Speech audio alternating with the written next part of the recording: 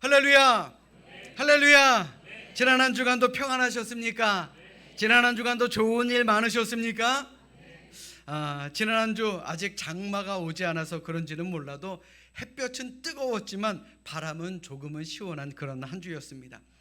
그런데 이번 주부터 본격적인 장마가 시작된다라 그러죠. 벌써 공기가 달라진 것 같습니다. 교인들 걱정을 늘 할 수밖에 없는 담임 목사로서 저는 이번 장마도 걱정이 됩니다. 그리고 본격적으로 덥고 습한 여름도 걱정이 되고요. 그렇기 때문이라도 이번 한 주간 여러분들의 삶에 좋은 일들만 가득하시기를 주님의 이름으로 간절히 축원합니다. 자, 우리 옆에 있는 분들과 이렇게 인사합니다. 긍정적인 마음으로 잘 견딥시다. 자, 좀 웃으면서 인사하세요. 집에 우한들이 있으신지. 자, 다시 한번 환하게 웃으면서 이렇게 인사합니다. 좋은 일들만 가득하시길 기도합니다. 그래, 우리 모두가 좋은 일들만 가득하시기를 주님의 이름으로 부탁드립니다. 자, 무엇보다도요, 여러분들 영육간의 건강함 잘 지키십시오. 그래서 올해 여름 잘 보냈다 스스로 칭찬할 수 있는 그런 우리 모두가 되시기를 주님의 이름으로 축원합니다. 예전 한참 됐는데 어느 영화를 보는데 이 영화의 주인공이 한 천사에게 이렇게 물어봅니다. 하나님은 과연 어떤 분이냐라고요. 그러자 천사는 그에게 이렇게 대답을 합니다. 하나님은 참 유머 있는 분이다 라고 말입니다. 저도 그렇게 생각합니다. 물론 우리가 어떤 눈으로 세상을 바라보느냐에 따라서 달라지겠지만 하나님은요, 우리 모두가 늘 웃으며 살기를 바라는 분입니다. 그리고 우리에게 웃을 수 있는 많은 일들을 주시는 그런 분이십니다. 그게 바로 우리 하나님입니다. 어느 교회 광고들을 따로 모아서 인터넷에 올린 글을 보게 되었습니다. 광고가 참 재밌습니다. 자, 내용은 이러합니다. 내일부터 사흘간 있을 금식 기도회에 많은 참가를 부탁드립니다. 참가비는 5만 원이고 여기에는 숙박비와 식비가 포함됩니다. 금식 기도회인데 웬 식비요? 자, 또 다른 교회의 광고입니다. 다음 주에 있을 예정이었던 평화와 화합을 위한 기도회는 회원들 간의 의견 충돌로 인해서 취소되었습니다. 자, 평화와 화합을 위한 기도회를 하자고 의견 충돌이라니 이게 웬 말입니까? 또 어느 교회의 예배 시간에 담임 목사님이 이렇게 광고를 하십니다. 오늘 아침 갑자기 어느 장로님의 소천 소식을 들었습니다. 참으로 안타깝습니다. 예배 후에 다 같이 우리 유족들을 위로해 주시길 바랍니다. 자, 이제 다 같이 자리에서 일어나셔서 찬송가 185장 이 기쁜 소식을 온 세상 전하세 함께 찬송하겠습니다. 뭐 어쩔 수 없잖아요. 이거 어떻게 하겠어요? 자, 그런데 이 다음 광고가 하이라이트입니다. 다음 주 여선교회 주최로 각 가정에서 필요 없는 물건들을 가져와서 싸게 판매하는 행사를 갖도록 하겠습니다. 잊지 마시고 남편들을 꼭 데리고 오시기 바랍니다. 필요 없는 물건이 남편이라는 말인지. 자, 하나님은요, 빡빡한 세상 속에서도 우리를 가끔씩 웃게 만드시는 분입니다. 그런 하나님이 우리의 마음에 기쁨을 주시고 우리의 입에 미소를 띠게 하시려고 우리를 이 자리로 불러주신 줄로 믿습니다. 자, 그러니 우리 성경을 높이 들고 우리의 믿음을 고백하도록 하겠습니다. 자, 우리 성경을 높이 드십니다. 저는 예수 믿어 구원받았습니다. 저는 예수 믿어 하나님 자녀 되었습니다. 저는 예수 믿어 천국 백성 되었습니다. 하나님께서 선물로 주신 오늘 하나님 말씀으로 가르침을 받습니다. 눈을 열어 주의 법 안에 있는 놀라운 진리를 보고 깨닫게 하소서. 아멘으로 순종하여 하나님께 영광 돌리는 삶이 되게 하소서. 아멘. 고백한 대로 살아가시는 여러분들 되시기를 주님의 이름으로 축원합니다. 아까 물론 웃자고 여러분들에게 드린 말씀이지만 교회 안에서도 보면 그런 분들 계십니다. 신앙생활을 하는 분들 가만히 보면요, 어떤 분들은 진짜 재밌게 신앙생활을 하시는 분이 계십니다. 또 반대로 어떤 분들은요, 정말 재미없게 신앙생활을 하시는 분들도 계십니다. 자, 그런데 재미있게 신앙생활을 하는 분들의 특징이 있습니다. 그분들은 참으로 희한하게 하나님의 능력을 많이 체험하더라라는 겁니다. 기도 응답도 많이 받고요. 그러다 보니까 간증거리가 차고 넘치는 분이 바로 재미있게 신앙생활 하시는 분입니다. 그런데 반면에 재미없게 신앙생활을 하는 분들은요, 이 세상을 내 힘으로만 산다라고 생각해서 내가 잘해서 누리는 것 같으니까 딱히 감사할 조건들을 찾지 못한다라는 겁니다. 감사가 없으면요, 하나님의 능력 체험하지 못합니다.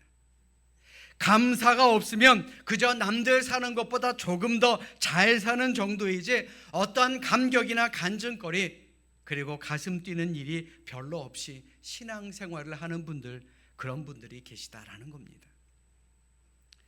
자, 그렇다면 여러분들은 어떠하십니까? 여러분들에게 묻겠습니다. 감사하며 재미있게 신앙생활 하십니까?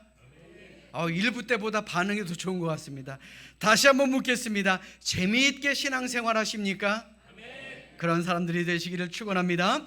자, 억지로 내가 지옥 가기 싫어서 이 예배 자리에 오셨다면요, 하나님께서도 억지로 욕먹기 싫어서 우리의 기도에 응답하시지 않겠습니까?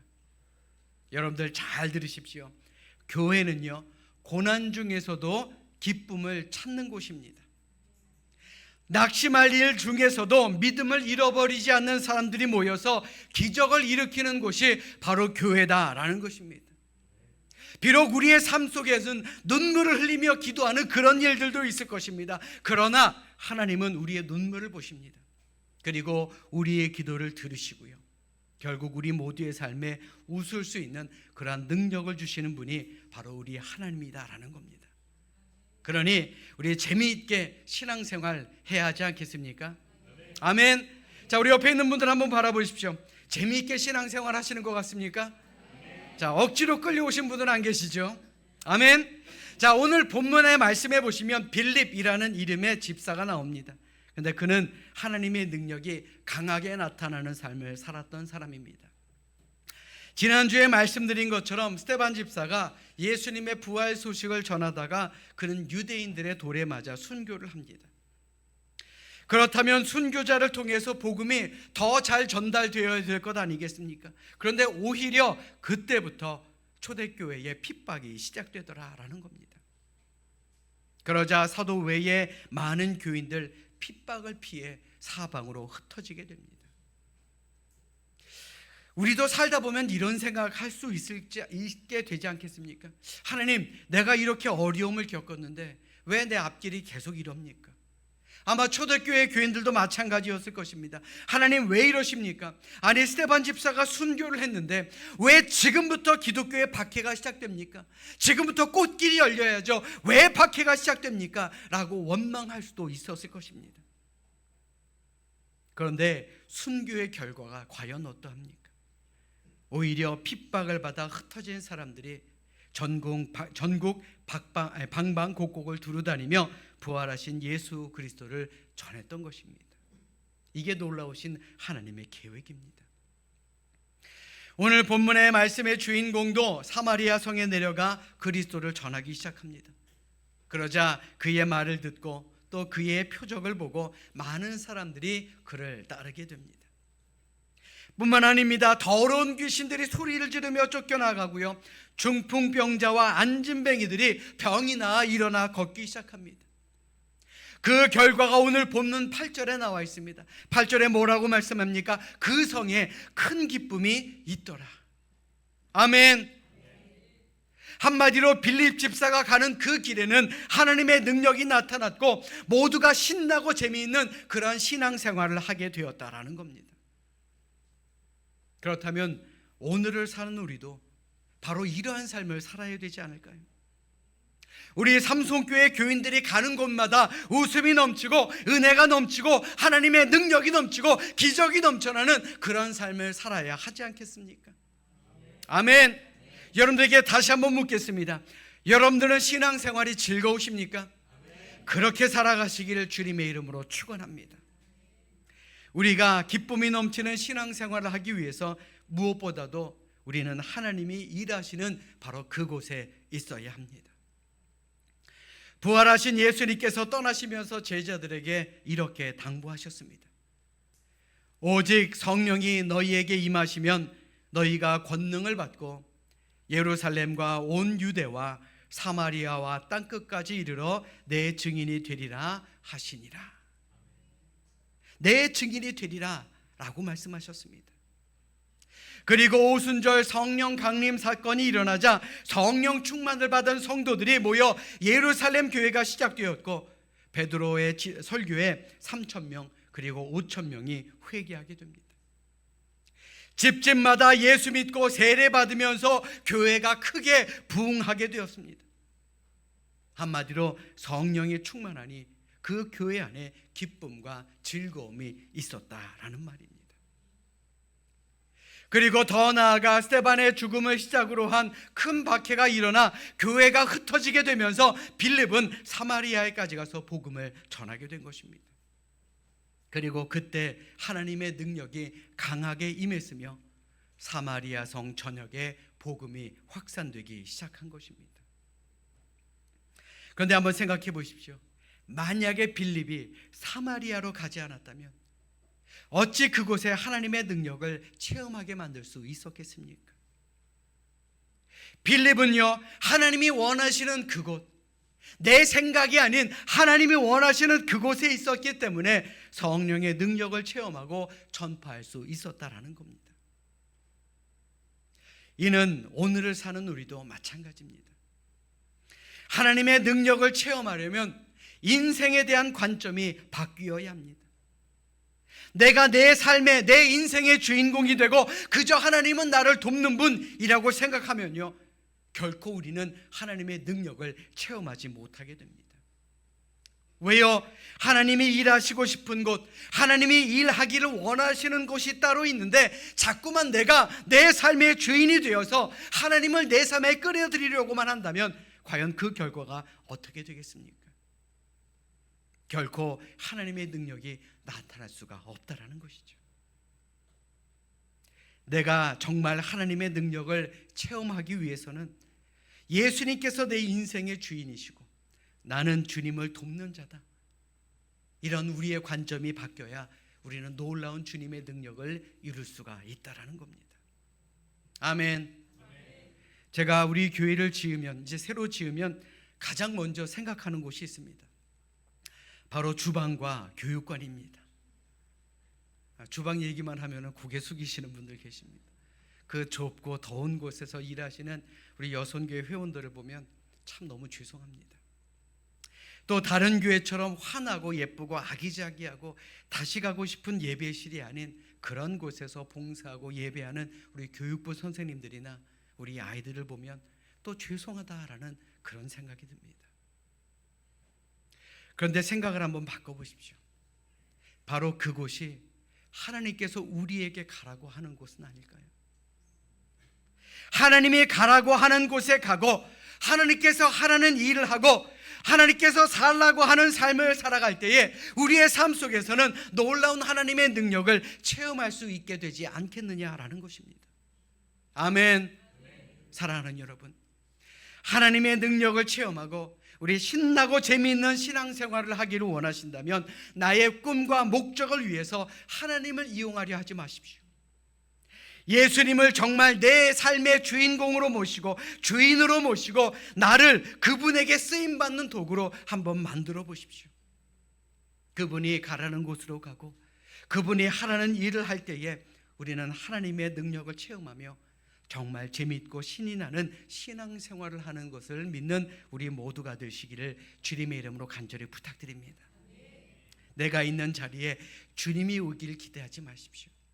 주님이 있는 그 자리에 내가 간다. 하나님이 원하시는 곳에 내가 가고 하나님이 원하시는 일을 내가 한다. 생각을 바꿔보십시오. 그 자리가 은혜가 넘치는 자리인 줄로 믿습니다. 우리 모두 그런 성도들이 되시기를 주님의 이름으로 축원합니다. 뿐만 아니라 우리가 재미있게 신앙생활을 하려면요, 우리는 사소한 것, 조금은 거룩하지 못한 것을 보더라도 눈을 감아줄 수 있는 영적인 넉넉함이 있어야 합니다.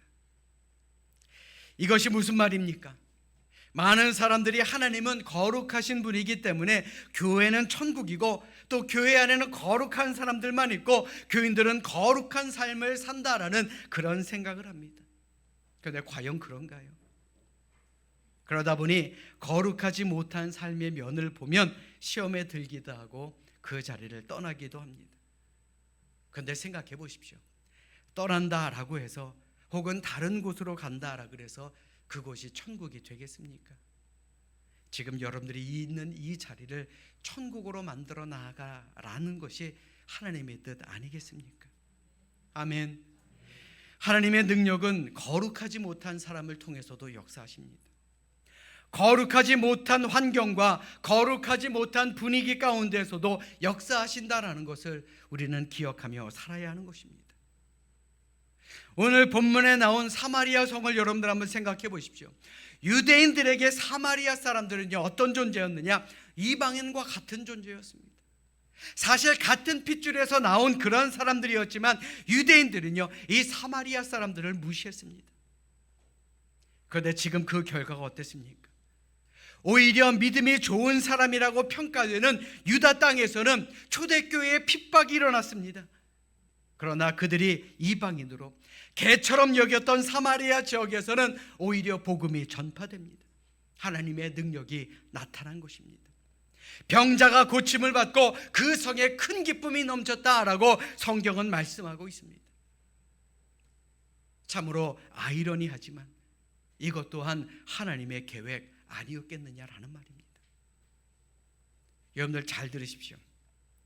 우리도 하나님의 능력을 체험하고자 할 때에 하나님의 능력이 역사하는 그 장소가 마음에 들지 않고 때로는 경건하게 살지 못하는 사람을 본다 할지라도 거기에는 하나님이 역사하지 않는다, 성급히 결론을 내려서는 안 되는 것입니다. 우리 안에 하나님이 계십니다. 이 안에 하나님의 능력이 있습니다. 그러니 이 자리를 떠나서는 안 됩니다. 우리가 그 사람을 떠나고 그 자리를 떠날 때에 우리는 결코 하나님의 능력을 체험하지 못하게 될 줄로 믿습니다. 아멘. 자, 우리 옆에 있는 분들 한번 바라보십시오. 좀 보세요. 자, 다 좋은 분들 같으십니까? 다 은혜가 넘치는 분들 같으십니까? 성령님이 함께 하시는 분들 같습니까? 물론 한두 가지 마음에 안 드는 부분은 있을 것입니다. 그런데 하나님은요, 합력하여 선을 이루라 라고 말씀하셨습니다. 그러므로 우리가 정말 하나님의 능력을 체험하기를 원하신다라고 한다면요, 다른 사람들의 사소한 걸 보시면 안 됩니다. 그리고 그 자리를 떠나지 말고 서로 하나 되기 위해서 노력하는 우리 성도들이 되어야 할 줄로 믿습니다. 아멘.